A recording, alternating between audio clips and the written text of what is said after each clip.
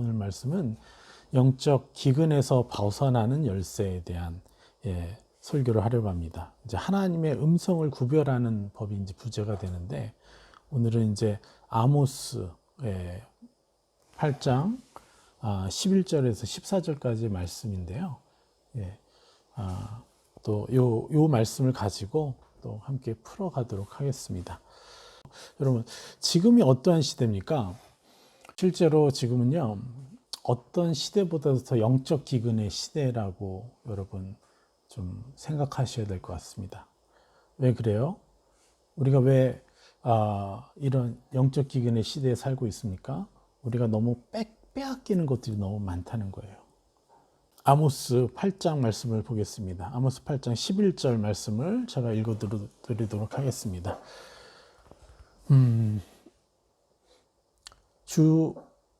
아모스 8장 11절 주 여호와께서 가라사대 보라 날이 이를지라 내가 기근을 땅에 보내리니 양식이 없이 주림이 아니며 물이 없어 가람이 아니요 여호와의 말씀을 듣지 못한 기갈이라.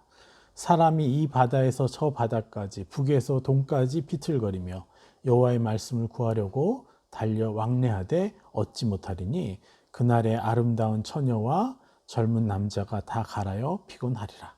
11절 말씀에서 주 여호와께서 가라사대 보라 날이 이를지라 내가 기근을 땅에 보내리니 양식이 없이 주림이 아니며 물이 없어 가람이 아니요 여호와의 말씀을 듣지 못한 기갈이라. 이렇게 말씀하셨습니다. 영적 기근을 얘기하는 것이죠. 네. 그리고 우리가 영적인 풍요함을 누리느냐 기근을 누리면서 실제로 우리 삶의 미래가 달라지죠. 우린 지금 눈앞에 이득과 눈앞의 풍요함을 따라 눈과 귀가 묶여서 그것에 끌려갈 수는 있어요. 그러나 그 결과는 어떻게 되겠어요? 여러분 자녀에게 저주를 주게 돼 있는 것입니다. 안타깝게도. 왜 저주냐? 그것은 하나님이 원래 우리에게 주시기로 작정한 놀라운 축복과 거리가 멀기 때문에 저주인 거죠. 중요한 것은 우리는 하나님의 자녀라는 것입니다. 그리고 하나님의 자녀는 하나님을 하나님 되게, 하나님 아버지 되게 해드리는 삶을 살아야 되는 것이죠. 그러기 위해서 우리에게 뭐가 필요해요? 영적 양식을 먹는 것이 필요해요. 그런데 영적 양식을 제대로 먹지 못하니까 전 세계 그리스도인들이 그렇게 많음에도 불구하고 점점점 교회가 본 모습을 못 찾고 있는 거죠. 자, 우리는 우리의 삶의 생사와 화복을 주관하시는 하나님을 여러분 온전히 신뢰하고 그분을 의지하는 삶을 살아야 됩니다. 그러기 위해서는 어떻게 해요?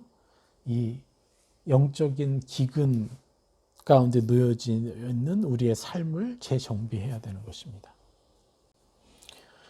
13절에 뭐라고 합니까? 그 날에 아름다운 처녀와 젊은 남자가 다 갈아여 피곤하리라. 이렇게 말씀합니다. 자, 여기서 그날의 아름다운 처녀와 젊은 남자가 다 갈아요. 이제 마실 것이 없는 거죠. 그래서 피곤하리라 이렇게 말씀했는데요. 여러분 육체적인 아름다움과 젊음을 얘기하는 것은 이게 뭡니까? 이건 뭘 뜻하는 거겠어요? 바로 영적인 의미의 아름다움과 젊음을 얘기하는 것이에요. 하나님이 외적인 어떤 아름다움과 이런 것들을 하나님 추구하시겠어요? 그렇지 않으시죠? 모든 사람을 공평하게 보시는 거죠. 그분 앞에는 미스 코리아도 없어요. 다 모두가 미스 코리아고 미스 유니버스고 그리고 착한 다리, 착한 몸매도 없죠. 하나님 앞에는. 그렇죠?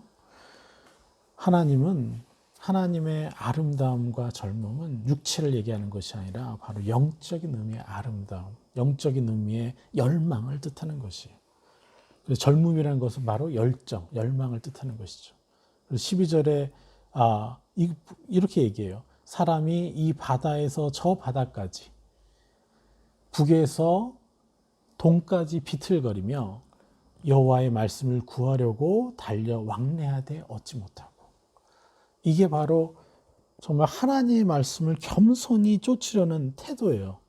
이 바다에서 저 바다까지, 북에서 동까지 비틀거리며 여호와의 말씀을 구하려고 달려 왕래한다는 거예요. 너무나 좋은 태도죠. 그런데 여기서 뭐라 그래요? 얻지 못하리니 라고 했습니다. 그러니까 그렇게 노력을 하고 열정과 열심으로 그렇게 나아가지만 결국 하나님의 말씀 얻지 못할 것이다 이렇게 얘기를 하는 것이죠. 여러분, 여기서 우리가 이제 오해하지 말아야 될 것이 있어요. 자, 여호와의 말씀을 들으려고 애썼고 또 애썼던 모든 노력, 또 열정이 어떻게 해요? 하나님이 어떻게 인정한다는 거예요? 너희는 헛것이다라고 인정하는 게 아니라 하나님은 여러분의 노력과 열정을요, 한 번도 잊으신 적이 없다는 거예요. 이게 우리의 하나님이에요. 그리고 오히려 잊지 않으시고 우리의 부족했던 그 노력과 열정을 가지고도 우리에게 과하게 너무 열심히 했다 이렇게 칭찬해 주신 분이 하나님이시라는 거예요. 그런데 왜 12절에 이 바다에서 저 바다까지 북에서 동까지 비틀거리며 여호와의 말씀을 구하려고 달려 왕래하되 얻지 못했고 그날의 아름다운 처녀와 젊은 남자가 가라에 피곤하리라. 왜 이렇게 될까요? 이것은 뭐냐면 우리가 양식을 잘못되게 먹었다는 것이죠. 그렇다고 잘못되게 먹었고 잘못되게 구했지만 그럼에도 불구하고 그 잘못된 것에서도 하나님은 그래도 노력하고 애썼다. 그렇기 때문에 하나님 뭐라 그래요? 아름다운 처녀다, 젊은 남자다 라고 우리를 그렇게 표현하신 거예요.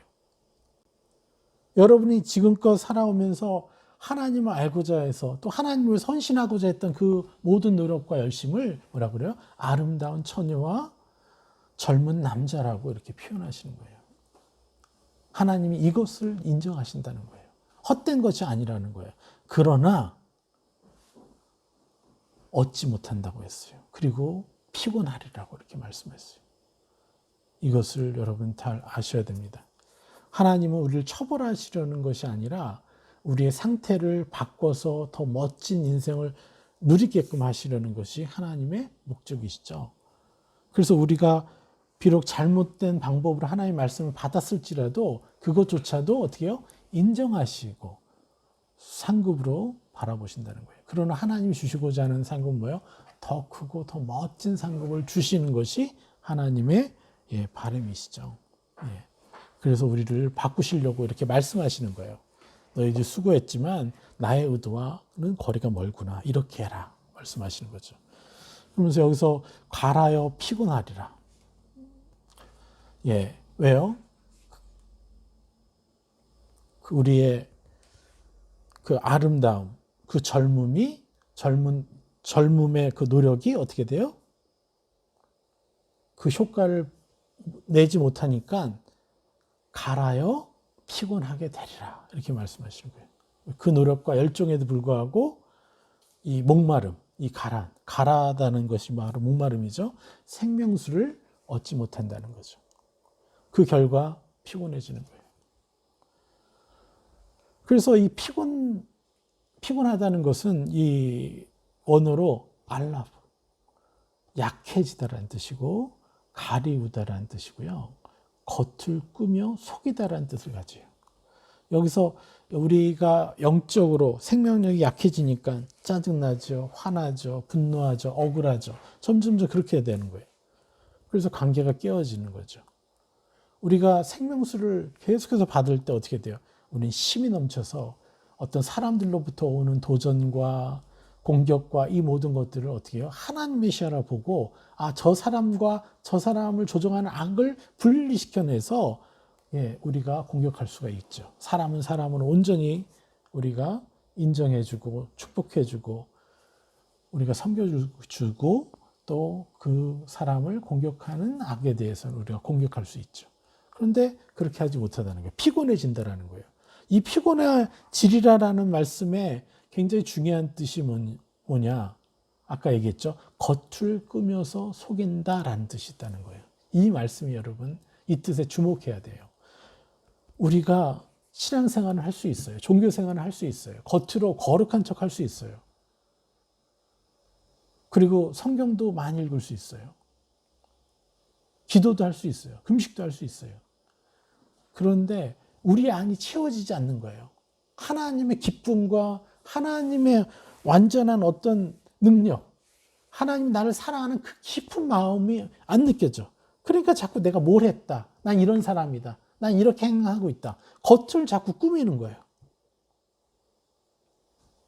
속은 채워지지 않은 채. 그래 종교 생활이 되는 거죠. 이게 바로 피곤한 삶이에요. 겉을 꾸며서 속이는 삶. 적당히 남들과 비교해서 우리는 그나마 좀 낫지 하는. 예. 그래서 계속해서 어떤 종교인으로 살아가는 것이 바로 뭐예요? 피곤하리라. 갈아요. 생명수가 없어서 피곤하리라. 여러분, 제가 20년을 선교사로 활동했고 또 많은 이제 시간을 하나님과 가까이 하고 또 사역을 위해서 많은 열심을 냈지만 참 피곤한 시간들이 많았어요. 그 피곤한 시간이 뭐겠어요? 하나님을 느끼지 못해서. 그래서 하나님을 느끼려고 너무도 애를 썼죠. 그런데 참 너무도 많은 사람들이요. 하나님을 느끼고 하나님의 형상을 취해서 그것으로 살려기보다는요. 계속해서 남들을 비난하고 욕하고 입만 열면 비판하고 이러한 목회자들과 선교사들을 제가 너무 많이 만났어요. 그들의 열매는요. 뻔한 것이에요. 사역이 안 되니까 나중에 정치를 해요. 그 교단 안에서, 단체 안에서. 너무 불쌍한 삶을 사는 것이죠. 여러분, 우리는 더 나은 삶을 살아야 됩니다. 하나님 원래 주시고자 하는 생명수가 넘쳐서 피곤한 게 아니라 막 생명력이 막 돋아나서 우리를 만나고 여러분의 가정이 계속해서 사람들을 축복하고 격려하는 그러한 곳이 되게 해야 됩니다. 그렇게 되지 않을 때 우리는요, 더 많은 상급을 얻을 수가 없어요. 우리는 종교적인 잘못된 그 기반 위에서 너무나 많은 노력을 해왔어요, 사실은. 그런데 그것마저도 하나님이 어떻게 해요? 너희들이 알지 못했다. 너가 알지 못한 상태에서 그나마 최선을 다했구나. 그러면서 그 시간, 우리가 온전하게 하나님 앞에 나아가지 못했음에도 그저 우리 열정과 우리 속임 가운데 그냥 이렇게 그냥 순진하게 나아갔지만, 그렇지만 그것이 결과는 어때요? 우리가 하나님과 더 가까워지지 못했잖아요. 그럼에도 그날을 뭐라고 그래요? 아름다운 처녀의 시간이라고. 젊은 남자의 시간이라고 그렇게 평가해 주고 계시다는 거예요. 이게 바로 우리 아버지십니다. 그래서 이제는 그런 걸 다 떠나서 이제 아버지 앞에 깊이 나아가서 나의 의를 세우려고 하는 것이 아니라 이제 아버지를 누림으로 그 아버지로부터 오는 그 수많은 생각, 감정들을 사람들에게 베풀고 사람들을 위해서 기도할 때 우리는 비로소 하나님의 아들이라 칭함을 받게 되는 그러한 수준의 삶을 살게 되는 것이죠. 그래서 우리는 그동안 어떻게 살았어요? 또 이들은 어떻게 살았어요? 잘못된 종교적 기반 위에서 자신을 옛사람으로 두고 자기 의를 증명하고 싸우려고, 그리고 그것을 보여주려고 그렇게 했죠. 그게 바로 종교적인 노력이라는 것이죠. 그런데 왜 그렇게 우리가 열심을 다해서 그렇게 잘 살려고 했는데 왜 우리가 그렇게 하지 못했어요? 그 모든 핵심적 원인이 하나 있습니다. 그게 뭐냐면 하나님의 형상에 대한 잘못된 오해 때문에 그런 거예요. 그렇게 열심을 냈음에도 불구하고 하나님의 형상에 대한 오해 때문에 우리가 말씀을 봐도 깨닫지 못하고 또 하나님께 기도하고 음성을 들었는데도 그 음성의 진리를 종교적으로 해석해버리는 그러한 일들. 환상을 봐도 그 환상을 제대로 해석하지 못하는, 그래서 그것들을 육적으로 사용하는 그러한 일들을 하게 된 것이죠. 그래서 우리는 이것들 속에서 이 영적인 기근에서 벗어나기 위해서 두 가지를 해야 돼요. 하나는 일용할 양식을 얻기 위해서 생명을 걸어야 됩니다. 이게 첫 번째고, 두 번째는 바로 성경을 읽을 때, 하나님을 만날 때 너무 중요한 시야와 원리를 우리가 분명히 알아야 되는데, 분명히 우리 안에 기반으로, 마음속에 기반으로 세워야 되는데, 그것은 뭐냐면 바로 단어에 속지 않는 것이에요. 그거는 좀 이따 자세히 또 설명해 드리도록 하겠습니다. 첫 번째, 뭘 해야 된다고 그랬죠? 우리가 영적 기근에서 벗어나려면 바로 일용할 양식의 생명을 거는 삶을 살아야 된다는 것이죠.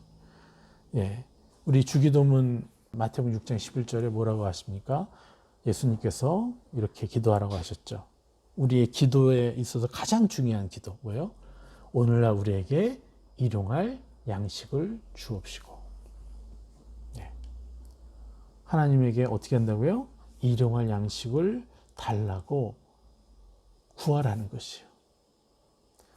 하나님이 저 날아가는 새도 먹이시고, 예? 들에 있는 꽃들도 먹이시는 분인데, 여기서 말하는 일용할 양식 구하라는 말씀이 무엇이겠습니까? 그것은 바로 뭡니까? 영적인 양식을 말하는 거죠. 그만큼 영적인 양식을 매일마다 먹는 것이 너무너무 어렵다는 거예요. 지금 이 시대는 더 어려워졌어요. 그렇죠? 지금 이 시대는 더 영적 양식을 먹기가 너무 어려워졌어요. 왜요? 너무 할 게 많아요. 컴퓨터도 해야지, 오락도 해야 되지, 미디어도 봐야 되지, 뭐 할 게 참 많죠. 그러다 보니까 영적인 양식을 먹는 것이 너무 힘들어요. 시편 147편 6편에서 이렇게 얘기합니다. 겸손한 자에 대한 얘기를 하는데, 야훼께서 겸손한 자들은 붙드시고 악인들은 땅에 엎드려 뜨리시는 도다, 이렇게 말씀하십니다. 야훼께서 겸손한 자들은 붙드시고 악인들은 땅에 엎드려 뜨리시는 도다. 자, 겸손한 자가 누굽니까? 여기서 히브리어로 아나브라 그래요. 가난한 사람을 뜻해요. 빈곤한 사람을 뜻해요. 괴로운 사람을 뜻해요. 뭐가 없어서요? 하나님의 말씀이 없어서, 마음이 가난한 자, 자신에게 영적 양식이 너무 부족해서 저는 너무 가난합니다 하면서 하나님께 간절히 나아가는 자, 이게 바로 뭐예요? 겸손한 자, 아나브라는 뜻이에요. 이러한 겸손한 자에게 하나님 어떻게 하신다고요? 붙드신다는 거예요.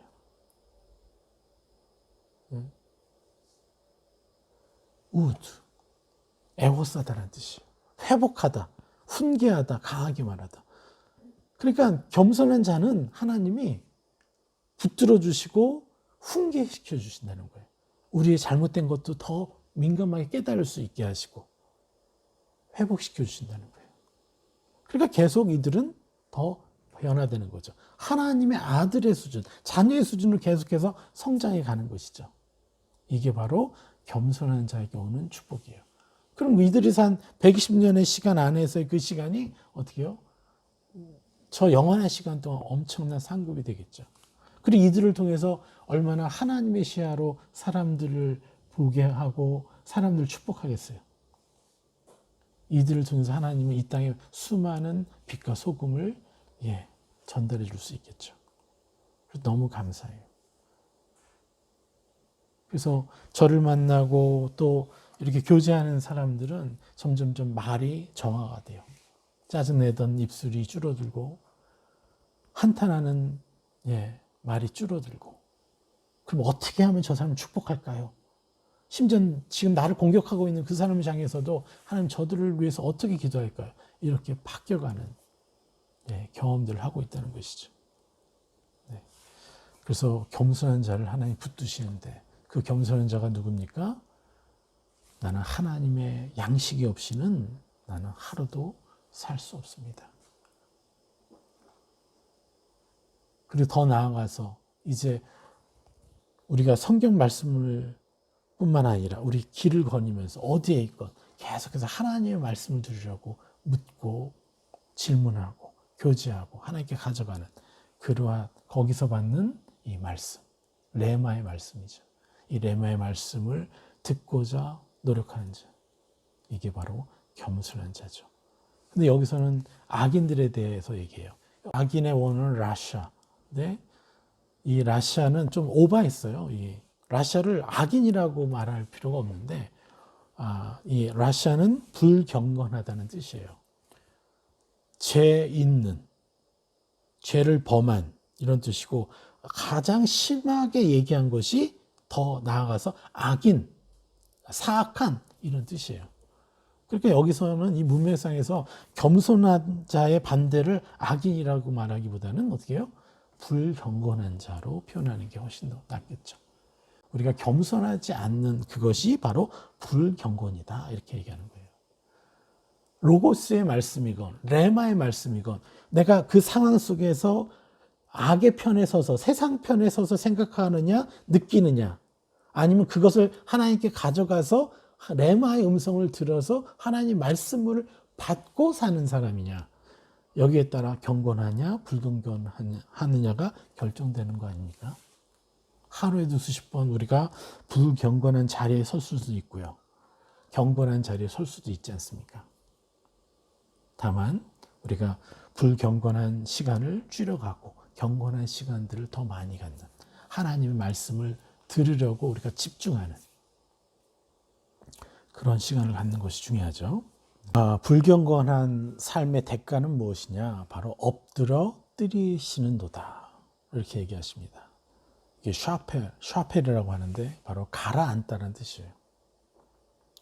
굴욕을 주다라는 뜻이고 낮아지다라는 뜻이에요. 내리누르다, 낮은 곳에 두다라는 것이에요.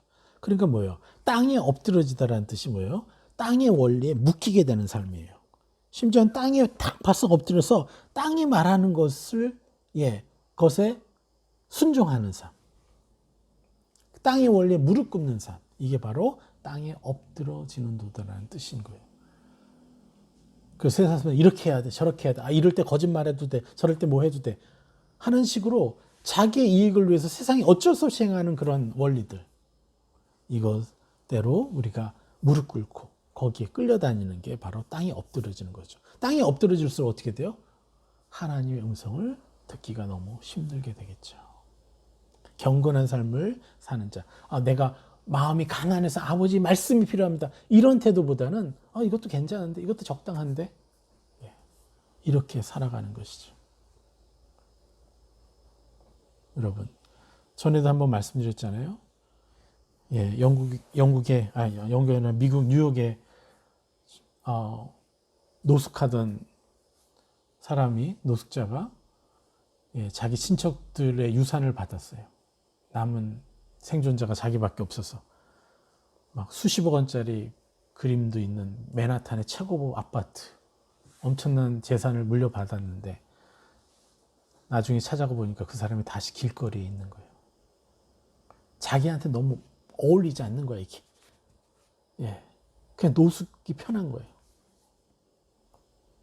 여러분, 우리가 지금 이 세상에서 삶에 만족한다는 것은 하늘이 원래 우리에게 주시기로 한, 인간을 창조한 그 형상과 아름다움, 이것에 비하면요, 지금 우리가 지금 누리는 것들은요, 노숙자가 누리는 그 정도 수준밖에 안 된다는 것을 여러분 아셔야 됩니다. 우리가 부유하면 뭐합니까? 계속해서 분란이 있고 서로를 원망하고 탓하는데요. 짜증나는, 하루에 짜증을 몇 번 내십니까, 여러분? 하루에 짜증을 한 번도 낼 필요가 없어요. 짜증 섞인 말투를 여러분 몇 번 쓰세요? 하루에 한 번도 쓸 필요가 없는 것이에요. 전혀 다른 인생이에요. 땅에 엎드려 있는 삶을 살 것이냐, 경건한 삶을 살 것이냐, 겸손한 삶을 살 것이냐. 우리가 경건한 삶으로 들어가고 겸손한 삶으로 들어가면 들어갈수록 하늘의 것이 더 좋고 이것이 구역질 나게 돼 있어요. 그러면 그냥 세상 사람들이 알아요. 여러분하고 조금 대화 좀 하다 보면 저 사람 좀 다른데? 뭐가 다른데? 이렇게 해서 의문을 갖게 되고 여러분과 함께 시간을 갖길 원해요. 처음엔 부담 갖죠. 자기들의 더러운 것에 비해서 너무 깨끗하니까 부담 갖지만 그 사람들을 내가 품어주고 적극적으로 그들 안에 들어가서 행할 때 그들은요, 이 새로운 빛을, 그 빛주기를 보게 되는 것입니다. 네. 하나님은 결코 엎드려뜨리시는도다, 징벌의 의미로 이 말씀을 하신 게 아니에요. 어쩔 수 없이 너희들이 땅의 원리에 묶여서 노예처럼 살아가게 될 것이다 라고 안타까워하시는 거예요. 그저 하나님의 목적은 뭡니까? 그저 겸손한 자로 고치시려는. 그래서 하나님께 어느 때나 나와 레마와 로고스의 말씀을 듣는 자가 되길 원하시는 거죠. 그만큼 우리는요, 그것을 얻지 못할 때 황금과 같은 시간을 낭비하는 것입니다. 그래서 여러분, 더 우리가 분명히 알아야 돼요. 우리는 이 겸손한 자로 서서 내가 일용할 양식을 얻지 못하면 나는 완전한 가난뱅이다라는 것을 여러분 인정하시고 계속해서 자신을 가난한 자로 입으시고 하나님께 나아가셔야 됩니다. 여러분, 많은 사람들이 잘못된 겸손을 추구해요. 잘못된 종교적 노력이 와가지고요, 내가 그래서 금식도 해야 되고, 내가 그래서 기도도 몇 시간 해야 되고, 내가 그래서 새벽 기도도 해야 되고, 내가 온갖 예배는 다 참여하고, 어떤 봉사에도 참여하고, 그래서 내가 부족하니까 하나님께 그 모든 것들이 나쁘다는 게 아니에요. 정말 좋은 거예요. 그런데 자기가 의인된 걸 모른 채 자기의 의인됨의 증거를 찾으려고 그렇게 하는 것, 이게 잘못된 종교적 노력이 와서 종교적 겸손의 삶, 거짓된 삶이죠. 그것에 묶인 사람들이 너무 많아요. 그래서 그들의 삶의 결과는 뭡니까? 주변에 온전한 축복을 주지 못해요. 그리스도인의 삶의 매력을 주지 못해요.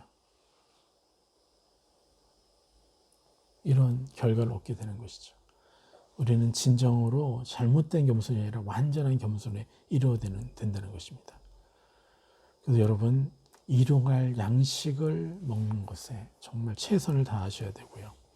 두 번째, 단어에 대한 이미지, 이것에 속지 말라는 것입니다. 여러분, 지금껏 계속해서 제가 원어를 통해서 성경이 얼마나 많이 1만 곳 이상이 오역되어 있다는 거, 그리고 그런 것들을 이제 살펴드리고 말씀에 나올 때마다 하나하나를 풀어드렸죠. 그리고 또 하나님의 형상에 대한 오해들을 제가 계속 풀어드리는 설교를 하고 있어요, 사실은. 우리 하나님은 절대 그렇지 않습니다. 이슬람에서 말하는 그런 알라 수준의 하나님이 아니고, 불교에서 말하는 그런 수준의 신이 아니고, 유대교에서 말하는 그러한 수준, 제한적, 율법적 수준의, 한계적 수준의 하나님이 아니라는 것을 계속해서 말씀을 풀어드리면서 그렇게 이해시켜드리고 있어요. 이게 세계관을 바꿔드리고 있는 거죠. 그런데 그걸 계속 그렇게 하면서 제가 좀 답답함이 있어요. 왜 자꾸 많은 분들이 저한테 물어봐요. 그럼 이 성경을 어떻게 해석해야 됩니까? 이 말씀을 어떻게 해석해야 됩니까? 그런데 다들 본인들에게 그것을 언제 해석할 수 있는 권세가 있고 능력이 있거든요.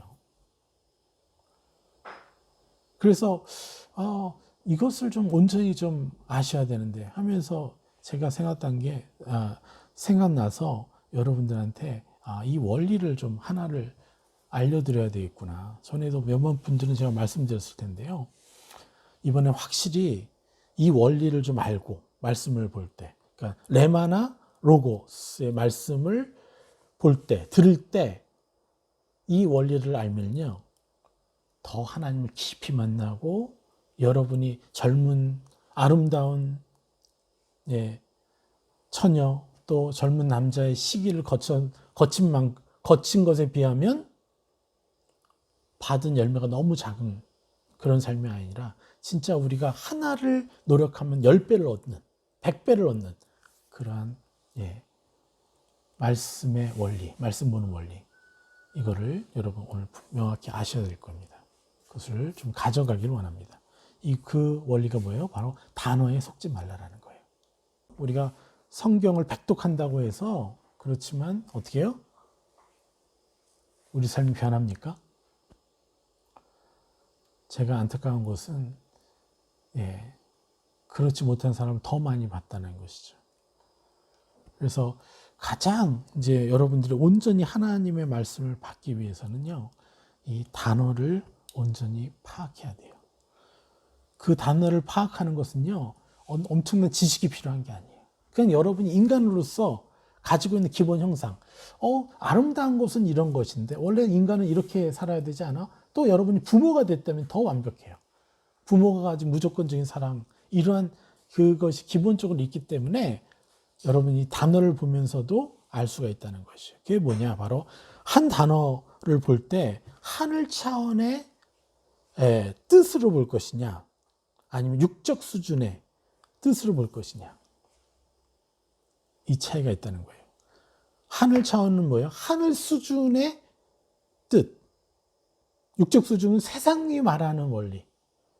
아유, 세상 다 그래. 다 뭐 이용해 먹고 그렇지. 뭐 이렇게, 이런 식의 어떤 세상에 어떤 제된 것들이 일반화되어 있고, 거기서 그나마 조금 더 선을 그래도 해야 되지 않을까 하는, 그나마 선을 행하는 수준.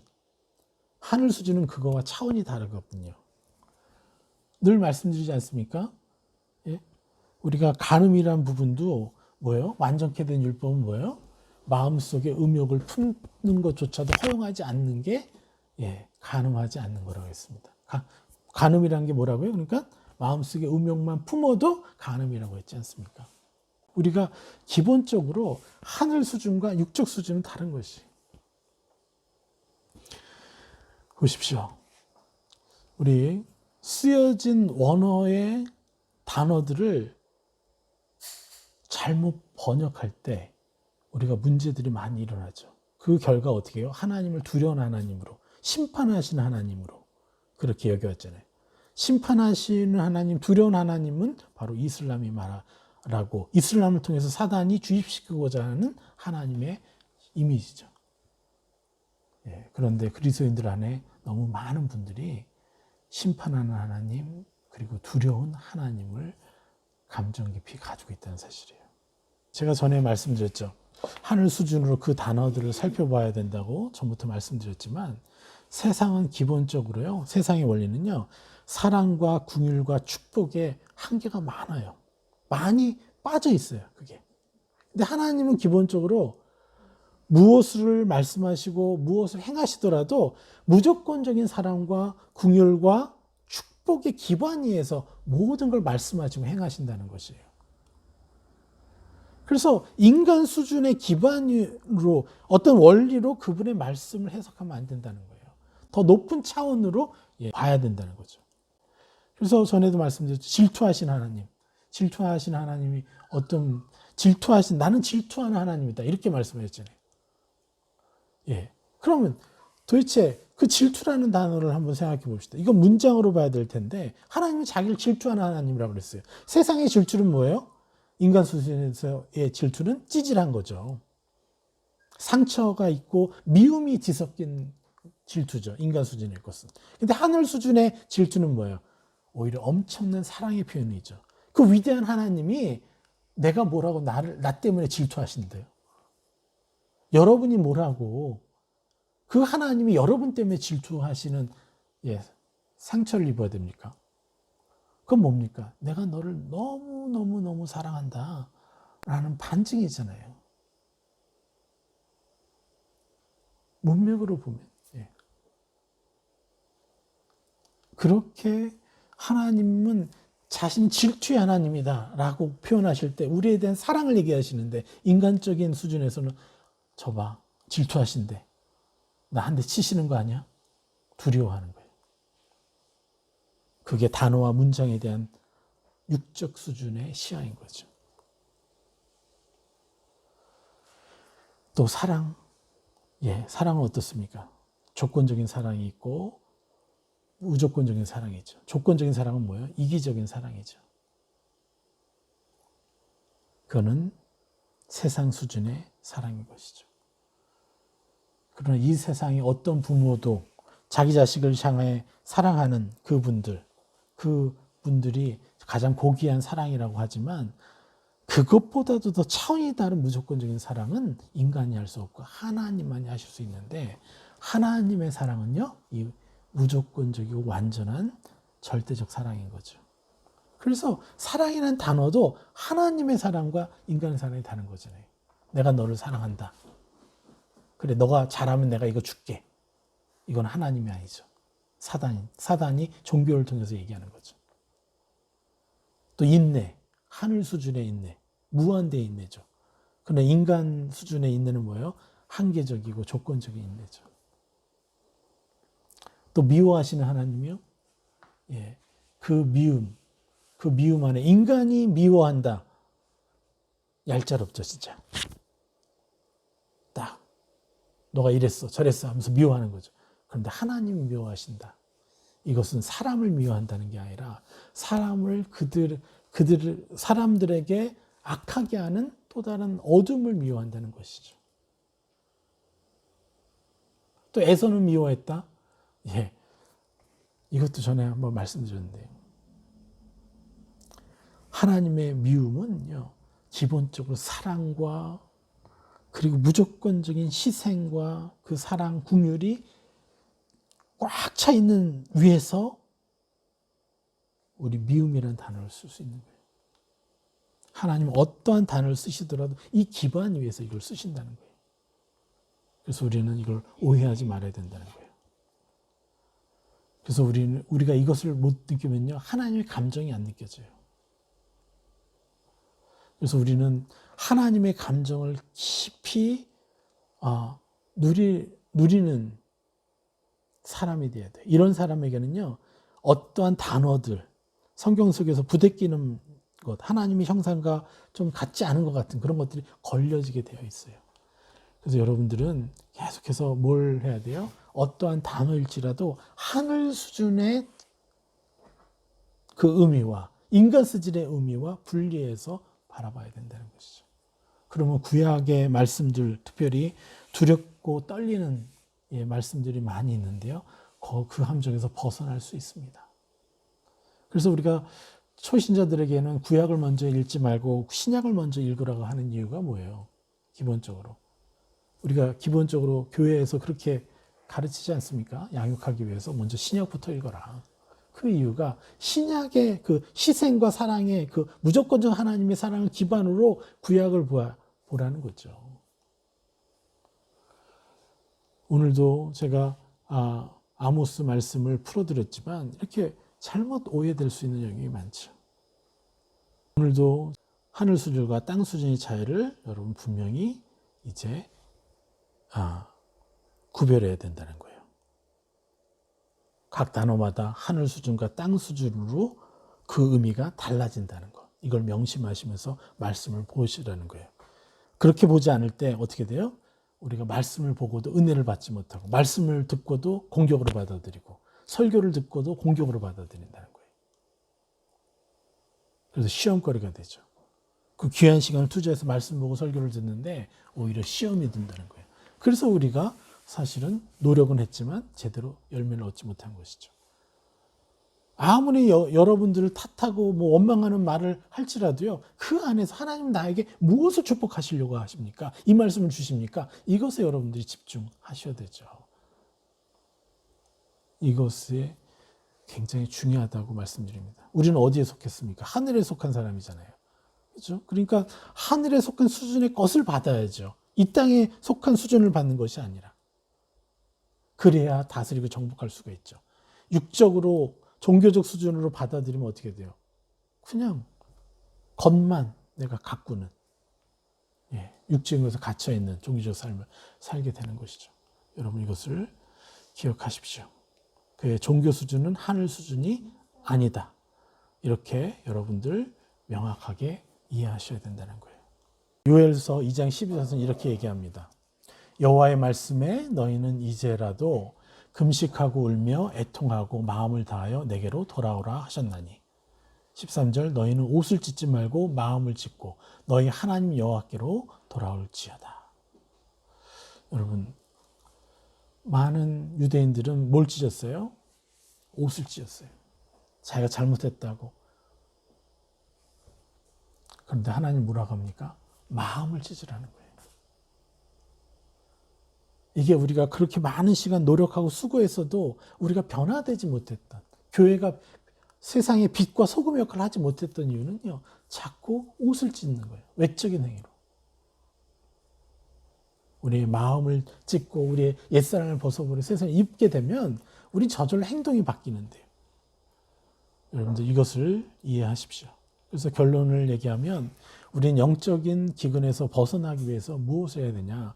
바로 일용할 영식을 얻기 위해 생명을 거는 겸손한 자가 돼야 된다는 것입니다.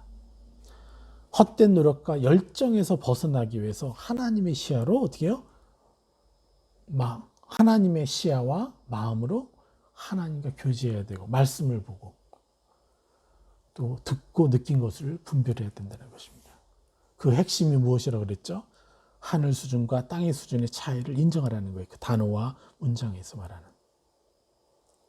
또 각 단어마다 하늘 수준과 땅 수준의 차이가 있다는 거. 그래서 우리가 하늘에 속했으니까 하늘의 것을 나의 것으로 입는 그런 사람이 되어야 되는 거죠. 그래서 이 기반을 통해서 겸손히 나아가면 무슨 일이 일어나느냐? 우리 아까 아모스서 8장 12절 13절 말씀처럼 사람이 이 바다에서 저 바다까지 북에서 동까지 비틀거리며 여호와의 말씀을 구하려고 달려 왕래하되 얻지 못하리니 그날에 아름다운 처녀와 젊은 남자가 다 갈아여 피곤하리라. 이 말씀이 어떻게 바뀌냐면요. 사람이 이 바다에서 저 바다까지 북에서 동까지 비틀거리며 막 여호와의 말씀 찾으러 오는 거죠. 여호와의 말씀을 구하려고 달려 왕래하되 풍성하게 얻을 것이요. 13절에 그날에 아름다운 처녀와 젊은 남자가 다 번영하고 생명수가 넘쳐서 힘이 넘치리라. 이런 큰 힘을 발휘하리라. 이렇게 말씀이 바뀌어버릴 수 있다는 것이죠. 우리가 온전히 말씀을 드리려고 할 때면. 이를 두고 예수님은요. 요한복음 10장 9절 10절에서 이렇게 말씀하십니다. 내가 문이니 누구든지 나로 말미암아 들어가면 구원을 받고 또 들어가며 나오며 꼴을 얻으리라. 도둑이 오는 것은 도둑질하고 죽이고 멸망시키려는 것뿐이요. 내가 온 것은 양으로 생명을 얻게 하고 더 풍성히 얻게 하려는 것이라. 여러분 이렇게 말씀하시는 거예요. 예수님을 통해서 항상 하나님 나를 축복하시는 거지. 오직 감사로 모든 것을 받아들이고 감사로 모든 걸 보고 말씀을 보고 내게 무슨 축복을 주시려고 저렇게 하시나. 이렇게 예수님을 통해서 그 문을 통할 때 우리가 하나님의 말씀을 온전히 꼴을 얻는 것처럼 여러분 우리는 하늘 수준의 그 나를 사랑하시고 나를 위해서 희생하신 하늘 수준의 하나님이 나에게 무슨 축복을 주시려나 이 관점으로 우리는 말씀을 봐야 되고요. 그리고 단어들을 파악해야 된다는 것입니다. 그리고 그 말씀을 듣기 위해 레마 로고스의 말씀을 듣기 위해 우리는 끊임없이 겸손한 자라고 선포해야 된다는 거예요. 당신의 일용할 양식이 없으면 나는 죽습니다. 하루를 살 수가 없습니다. 우리 이렇게 나아가도록 합시다. 그래서 정말 여러분의 삶이 정말 그리스도인의 삶이 되도록 세상이 오해하는 교회가 아니라 온전한 교회의 삶을 살도록 여러분 한번 애써 봅시다. 오늘 말씀 여기까지 전하도록 하겠습니다.